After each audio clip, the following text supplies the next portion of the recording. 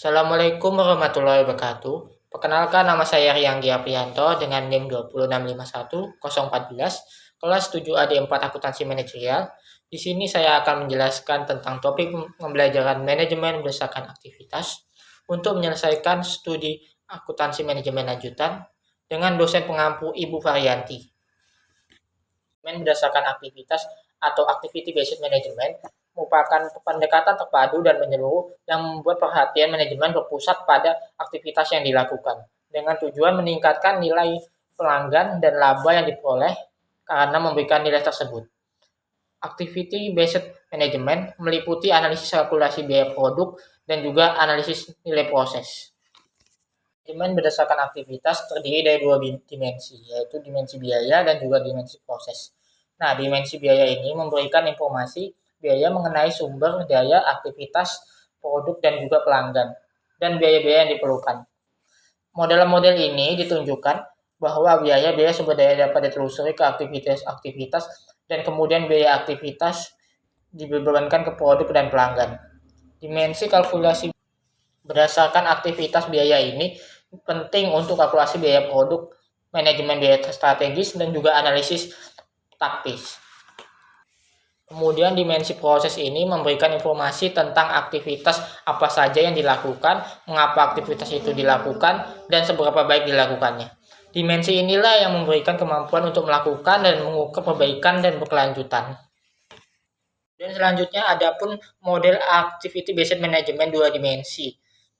Sebagai berikut bisa dilihat, yang berfokus pada pertanggungjawaban aktivitas bukan pada biaya dan menekankan maksimalisasi kinerja sistem secara menyeluruh, bukan kinerja individu. Selanjutnya ada pun analisis nilai proses yang memusatkan pada tiga hal, yaitu analisis penggerak, analisis aktivitas, dan juga pengukuran kinerja. Untuk analisis penggerak ini adalah untuk mengidentifikasi faktor-faktor yang menjadi penyebab utama aktivitas. Misalnya suatu analisis mungkin mengungkapkan penyebab utama dari biaya pemindahan bahan adalah tata letak pabrik. Setelah penyebab utama ini diketahui, maka tindakan yang dapat dilakukan seperti apabila ingin mengurangi biaya pemindahan bahan, maka dilakukan dengan mengubah tata letak pabrik. Yang kedua ini analisis aktivitas. Kemudian yang kedua ada analisis aktivitas. Analisis aktivitas ini merupakan proses identifikasi, penjabaran, dan evaluasi aktivitas yang dilakukan oleh organisasi. Analisis aktivitas ini akan menghasilkan 4 hal, yaitu aktivitas apa yang akan dilakukan, berapa banyak orang melakukan aktivitas, kemudian waktu dan sumber daya apa yang diperlukan untuk melakukan aktivitas tersebut, dan juga menentukan nilai aktivitas sebagai organisasi, termasuk rekomendasi untuk memilih dan mempertahankan aktivitas bernilai tambah. Kemudian untuk pengukuran kinerja ini, ukuran kinerja aktivitas berpusat pada 3 dimensi utama, yaitu efisiensi yang berfokus pada hubungan antara masukan, aktivitas, dan keluaran aktivitas. Kemudian kualitas yang berhubungan dengan pelaksanaan aktivitas yang benar pada saat pertama dilakukan. Yang kemudian ada waktu yang lebih lama.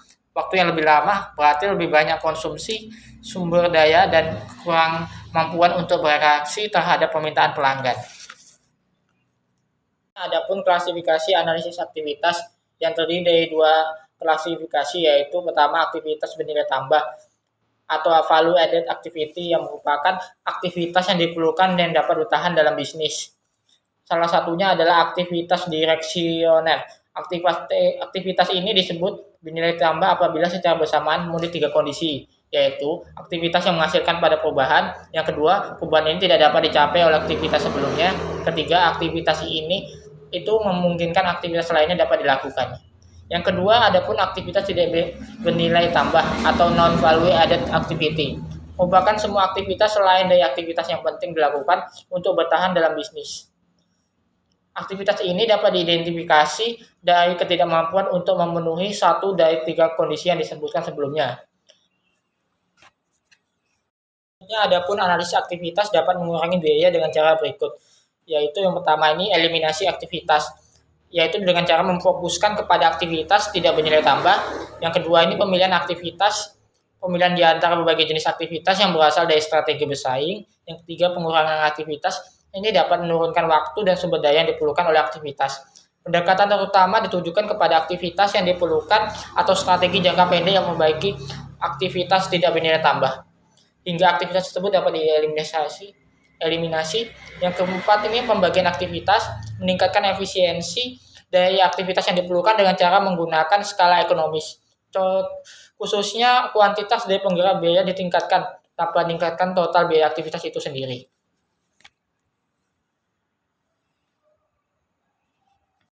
Ukuran keuangan bagi kinerja aktivitas. Ukuran keuangan dari efisiensi menjadikan manajer mampu mengidentifikasi nilai uang dari potensi perbaikan dan perbaikan yang dicapai. Laporan biaya bernilai tambah dan tidak bernilai tambah. Kecenderungan biaya benchmarking, anggaran fleksibel aktivitas, dan juga anggaran siklus hidup merupakan contoh ukuran keuangan dari efisiensi aktivitas ini. Perhitungan biaya bernilai tambah dan juga biaya tidak bernilai tambah. Untuk biaya bernilai tambah ini, perhitungannya yaitu tingkat kualitas bernilai tambah untuk suatu aktivitas dikali dengan harga standar per unit ukuran keluaran aktivitas. Kemudian untuk biaya tidak bernilai tambah ini, untuk kuantitas aktual dari keluaran aktivitas yang digunakan dikurangi dengan tingkat kualitas bernilai tambah untuk suatu aktivitas, kemudian dikalikan dengan harga standar per unit untuk ukuran keluaran aktivitas. Adapun laporan aktivitas, yaitu untuk SKI ini tingkat kualitas bernilai tambah untuk suatu aktivitas, AKI-nya ini kuantitas aktual dari keluaran aktivitas yang digunakan apabila sumber daya dipasok pada waktu dibutuhkan, atau kuantitas aktual dari kapasitas aktivitas yang diperoleh apabila sumber daya dipasok di muka. Untuk SP ini harga standar per unit ukuran keluaran aktivitas. Selanjutnya adapun laporan biaya bernilai tambah dan juga tidak bernilai tambah, yaitu sebagai berikut. Keuangan bagi kinerja keuangan yang terdiri dari ukuran efisiensi, yang kedua otomatisasi, yang ketiga ini ada penyimpanan persediaan, keempat kualitas, kelima waktu, keenam keandalan, yang ketujuh ketertanggapan, dan juga kedelapan efisiensi siklus manufaktur. Sekian video pembelajaran yang bisa saya buat kali ini. Mohon maaf apabila ada salah kata atau suatu hal dalam video yang saya buat kali ini. Saya akhiri, wassalamualaikum warahmatullahi wabarakatuh. See you.